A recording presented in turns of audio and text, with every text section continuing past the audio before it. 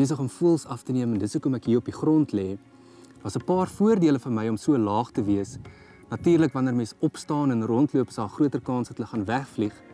Maar dit help ook om so laag te wees sodat ek hulle op oogvlak kan afneem. Dit help jou om net so klein bietjie meer met die voël te connect.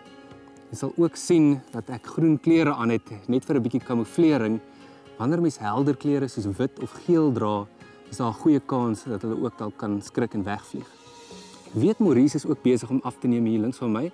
Kom ons kyk gou of hy dalk 'n paar lekker foto's geneem het.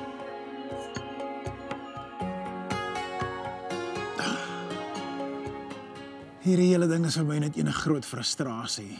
Ek sou baie nader aan die voëls wil kom en betere foto's te kan neem, maar die oomblik ek hier gaan opstaan en nader beweeg, gaan hulle definitief wegvlieg.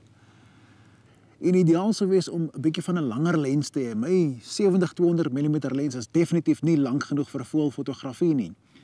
Vir jy die perfekte lens vir voëlfotografie. Hy het 'n 100-400 mm. Jy kan selfs 'n langer lens ook aanskaf en dis ideaal nie net vir voëlfotografie nie, maar ook vir ander wildlewe. Nog 'n voordeel hoekom ek so lief is om op continuous shooting te wees, voëls is geneig om nogal gereeld hulle oë te knip. Hulle het eintlik so half wat lyk soos 'n waslaagie wat oor die pupil gaan. En as jy net een foto neem, is daar 'n kans dat die voël dalk bietjie snaaks gaan lyk omdat daai laagie oor die oog is. Maar wanneer jy 'n klomp foto's na mekaar neem, gee jouself net 'n kans om 'n mooi foto van die voël se oog te kry. Dit help natuurlik ook om te wag tot die son uitkom, want wanneer die son op die voël se gesig skyn, kry jy daai eye spot wat die Engelsman van praat. En dit lyk altyd mooi. Kyk bietjie na hierdie voorbeeld van 'n klein fiskaal laksman.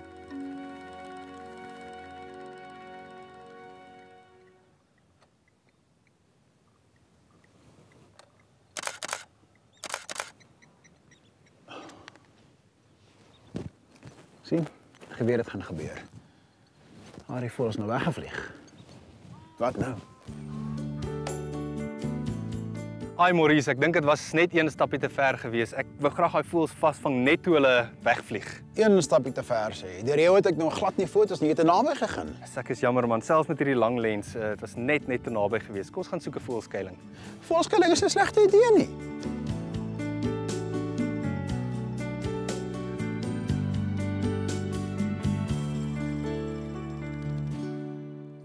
Jesus Maurice, hierdie is maar baie makliker as daar langs die dam vroeër. Absoluut, ek moet vir jou sê, kyk hoe maklik sit hierdie visvanger hier reg voor ons. Voëlskuilings is ideaal om voëls af te neem, want hulle is gewoond aan mense wat in en uitkom. Die visvangertjies is rustig hierso. En ek sien hier stom 'n klomp geelvinknessies ook. Ja. Geelvinkies raak ook baie mak om die nessies, so dit is altyd 'n makliker plek om voëls af te neem.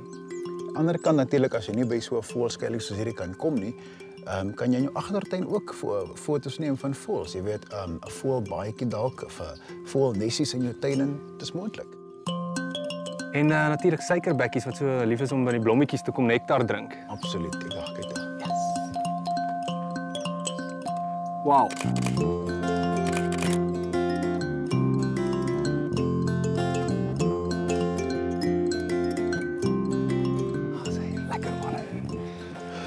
Ja, Maurice, ons het miskien vandag die harde manier geleer, maar hierdie skuiling was daarom baie produktief vir die voëlfotografie. Mense moet nooit moed opgee nie en die ander ding is ook 'n mens moet altyd maar net geduldig wees by voëlfotografie. Absoluut.